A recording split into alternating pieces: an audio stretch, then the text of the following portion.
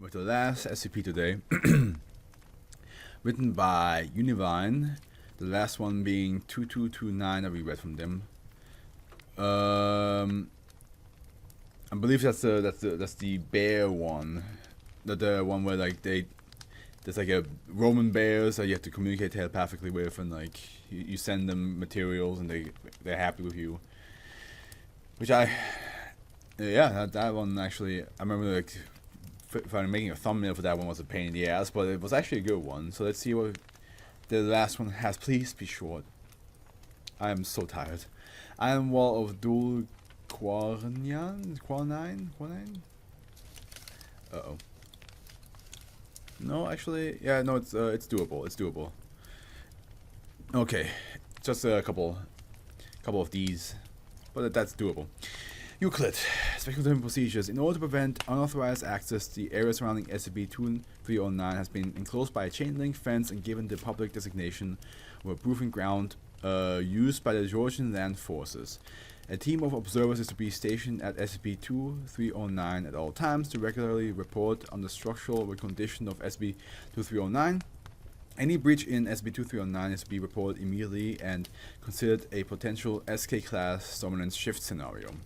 Upon receiving such a report, Foundation military assets stationed in the Middle East are to be activated and deployed according to Contingency Plan 2309 to assess the situation and, if applicable, engage any hostile forces that appear. SCP-2309 is approximately 20 meters tall and 5 meters thick wall, constructed from blocks of iron covered in a thin layer of brass standing between the walls of the Pass-In region, Georgia. Although SCP-2309 is not susceptible to damage by conventional means, SCP-2309 continuously deteriorates through an anomalous process in which pieces of metal disappear from the north-facing side of SCP-2309, leaving a variety of patterns generally similar to claw marks in appearance. This process of deterioration, which occurs between sunrise and sunset, will continue until the thickness of the wall is reduced to as little as 5 centimeters in some stations. Between each period of deterioration, SCP-2309 will regenerate the lost material at a rate of approximately 0.5 millimeter per second, such that all of the lost material will have been regenerated for the next period of deterioration. Let me read that again, to be honest, I kind of zoned out.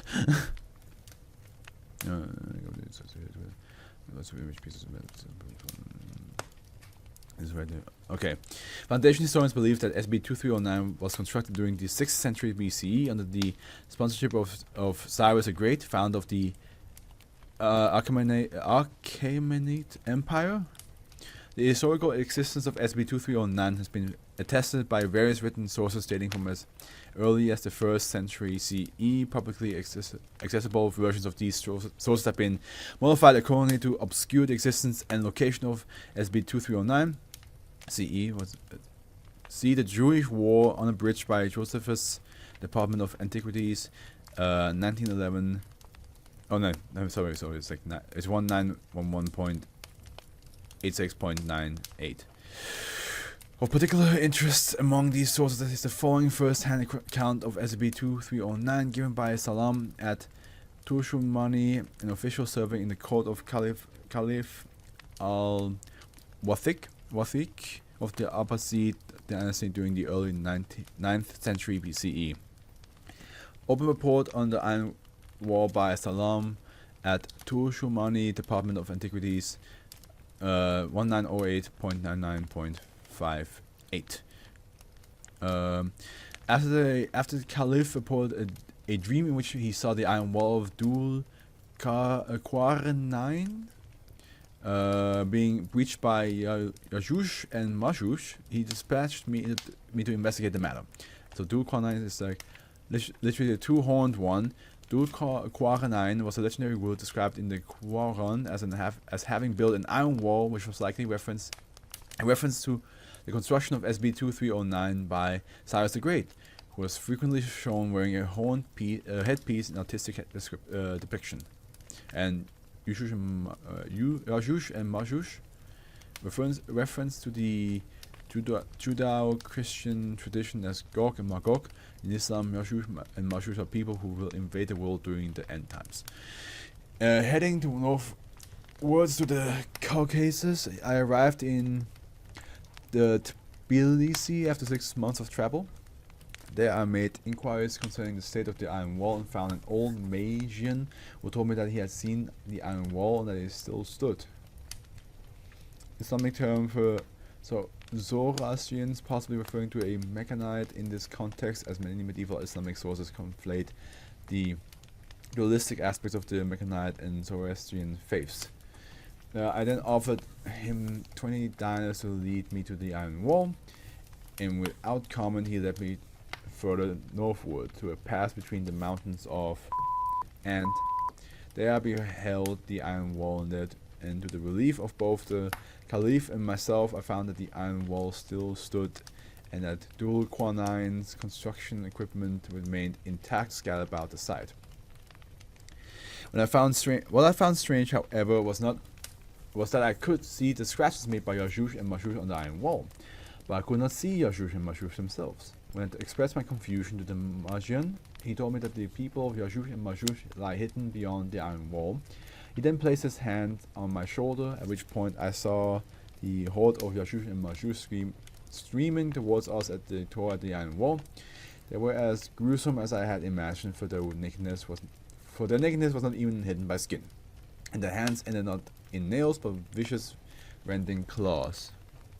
Behind the horde of Yashush and Mashush, I saw one devastation after tree and plant had been uprooted, and the only beasts that survived the onslaught were flies, maggots, and roaches. Examining the disposition of the forces of Yashush and Mashush more closely, I saw 2 masked men cloaking in red robes like those of Roman bishops, presiding over the horde from atop flesh-crafted towers. Before them stood a massive 4-legged beast that was larger than 5 elephants and had only a bony plate for a face. Raising the staves towards the air, they guided the beast as a performer might guide a puppet. Responding to every gesture, the beast began to charge toward the Iron Wall, trampling underfoot the Yashush and Mashush that stayed into its path, before its head slammed into the Iron Wall, which emerged largely unscathed. I questioned the Magian as to why Yashush and Mashush continued this futile effort to penetrate the Iron Wall when they could have undermined it or built a scaffold. He replied that where Yashush and Mashush stood, the ground was harder than Damascus steel, and the ceiling of heaven was exactly at the height of the Iron Wall. Even the most insignificant insect could not fly over it. I told the Martian that I had seen enough, and he removed his hand from my shoulders. As Yashush and Mashush disappeared from my side, he told me that the Caliph and the rulers of every civilized land must heed to the threat of Yashush and Mashush. Sometimes I question whether my vision was a sign from Allah or a Magian trick, but I am inclined to believe that I was not deceived, for Allah is knowing and seeing, and I saw only what had already been revealed. Foundation archaeologists began excavations of the area surrounding SCP-309 in 1992. Among the articles of interest discovered were a cache of approximately 1,000 Lydian coins, a large number of iron and bronze fragments from Achaemenid weapons and armor, a collection of gears and other machines parts probably used in the construction of SCP-309. Many are stamped with the seals of the Mechanite Temple, cults of the Ionian city-states, a mass grave containing skeletons with humanoid body structures largely similar to those of baseline Homo sapiens. Homo sapiens, separating from the baseline in that the skulls largely consist of a vertically aligned pair of sharp jaws, and that their finger ends with bony claws. These specimens have been noted to resemble captured instances of SK biotype B, a large clay cylinder containing the following record written in Old Persian of the construction of SB-2309 and the circumstances in which it took place. Shit, man, sorry I'm here. Yesterday I had a situation. Hey, no worries, brother.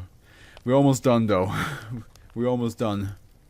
Upon Iron Wall cylinder by unknown author, Department of Antiquities 1994 2387. That's a lot of footnotes. All civilized men praise Cyrus, beloved of Ahura Mazda, King of Kings, King of Persia, Babylon, Sumer, Akkad, and Lydia. Created deity and object of worship in Zoroastrianism. His army, which counts in its ranks as many men as there are tops of water in the Tigris and the Euphrates, marched into the Caucasus to confront the invaders who have sallied out from Adidam, old Persian rendition of Adium, also known as Adidam, capital of the Seljuk Empire. Led by Karski Yagaha and Karski Mahaga, Deve generals of Angra Mainyu, they have caused great mischief in our lands. So Karski is corruption of the word Karsis, the title of spiritual and secular leader of the Seljuk Empire and its successor states. Then we have Devi, which means probably the Devites. So it's in terms of referring to false gods or hostile supernatural entities. Okay, never mind. Angra Mainyu, spirit of evil posed by Ahura Mazda in Zoroastrianism, which in this context is likely referring to Yaldabaoth, the deity worshipped by the Seljuk cults. At first, Cyrus' army drove them back to the past, but the onslaught was endless, such that even the companions could not hold them back. Elite soldiers of the Achaemenid Empire, referred to as immortals by Greek sources. In his divinely granted wisdom, Cyrus resolved to build a barrier to hold back the Devas and the accursed armies, gathering the wisest men from all corners of his empire. Cyrus journeyed to Iona, where he enlisted the mechanized builder priests. As Cyrus' armies held a line, the mechanized erected a great wall from blocks of iron and poured over it a layer of consecrated brass so that Karski Yagaha and Karski Magaha and the armies will be sealed away from mankind in the realm of Drush. So it's a concept that can refer to falsehood, disorder, and non-existent until the end of time. Good luck, my own eyes to see the Devites again. I believe it's pronounced Devas. Okay, yeah, because we had the Devites in one of the readings today. So that's why I thought it was them.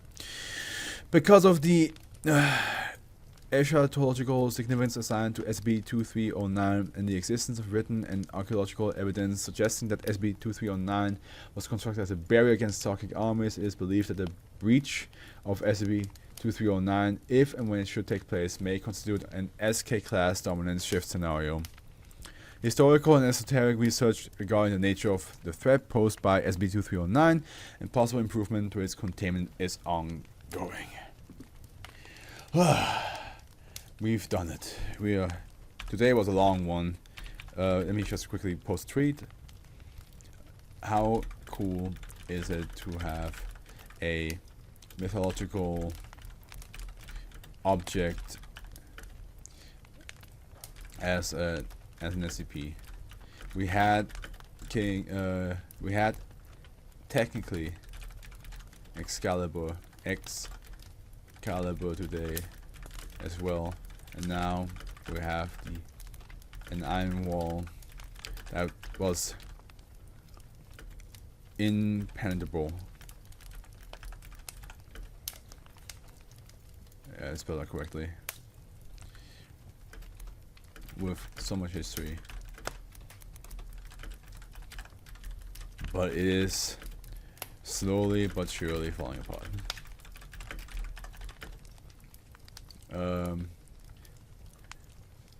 So much to unbreakable shield. Okay. Okay, we're done. Whew.